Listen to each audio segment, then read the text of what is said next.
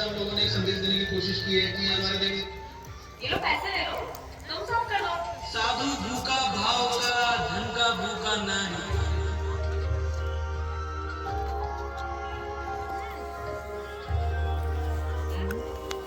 मैं भोला पर्वतकार, तू रानी मैला की, तेरी मेरी पार पड़े ना बेशक लिखी पे। हेलो हर हर महादेव 108 রূপে সে সার্বজনীন মহাদেব পুজো মেলা এই বছর দ্বিতীয়তম বর্ষ উদযাপন। তাই আজকের তৃতীয় দিনে সেই মহতী অনুষ্ঠানে যারা সাংস্কৃতিক পরিচালন কমিটিতে রয়েছেন ওনারা মঞ্চটা অনেক রকম অনুষ্ঠানের মধ্য দিয়ে ওনারা সাজিয়েছেন। তাই আজকের এই সাংস্কৃতিক মঞ্চে মিলন মঞ্চে সেই সঙ্গীত সন্ধ্যা এবং রিদম ডান্স একাডেমির শিল্পীদের বিশেষ পরিবেশনা ব্যবস্থাপনায় আজকে রিদম ডান্স একাডেমির শিল্পীবৃন্দরা এই মঞ্চে অনুষ্ঠান করবেন এবং রয়েছে সঙ্গীত অনুষ্ঠান।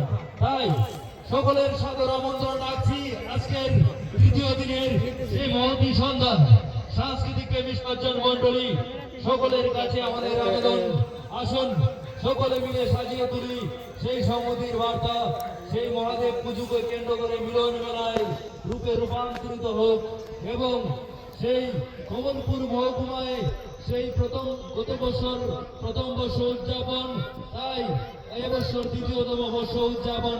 তাই সকলের উপস্থিতি আমরা জানান দেব, সকলের আশীর্বাদ ভালো করে আগামী দিনে যেন সেই মেলাটুকু আরো সুন্দর সফলভাবে এগিয়ে যেতে পারে। এবং আমরা ধন্যবাদ জানাই কমলপুর কেন্দ্রের জনপ্রিয় বিধায়ক প্রাক্তন মন্ত্রী শ্রদ্ধাভাজন শ্রীযুক্ত মনোজ কান্তি দেব মহোদয়কে এবং ৪৬ নং সুরমা বিধানসভা কেন্দ্রের মাননীয় বিধায়িকা শ্রীমতী স্বপ্না দাস পাল মহোদয়কে। ওনারা যারা আরো সাহায্য করেছেন কমলপুরের বিভিন্ন সমাজসেবী থেকে যারা রয়েছেন প্রত্যেককে, যারা মেলাকে সাজিয়ে তোলার জন্য ক্লান্তিক প্রচেষ্টায় সেই মেলাটুকু যেন আগামী দিনেও এগিয়ে যেতে পারে আমরা ধন্যবাদ জানাই। এবং সকলে আসবেন সেই সাংস্কৃতিক মঞ্চে সুমধুর সন্ধ্যায় রিদম ডান্স একাডেমি শিল্পী গোষ্ঠীরা এই মঞ্চে আজ অনুষ্ঠান করবেন এবং রয়েছে সঙ্গীত অনুষ্ঠান এবং সেই পুজো মেলাকে কেন্দ্র করে যারা ব্যবস্থা তাদেরকে আমরা আন্তরিকভাবে ধন্যবাদ জানাই। ধন্যবাদ জানাই কমলপুর মহকুমা প্রশাসনকে, আরক্ষা দপ্তরের ডিউটিরত যারা দায়িত্বপ্রাপ্ত রয়েছেন তাদেরকে আমরা আন্তরিকভাবে ধন্যবাদ জানাই মেলা কমিটির পক্ষ থেকে। ধন্যবাদ।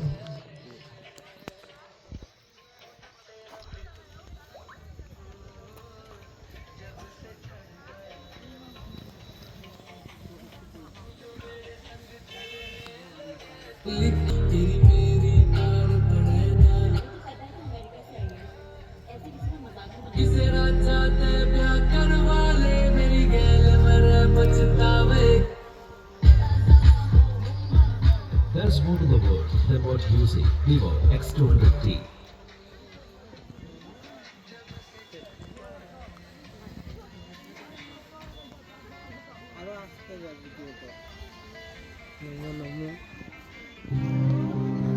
শিবের মাথায় আছে যে জটা,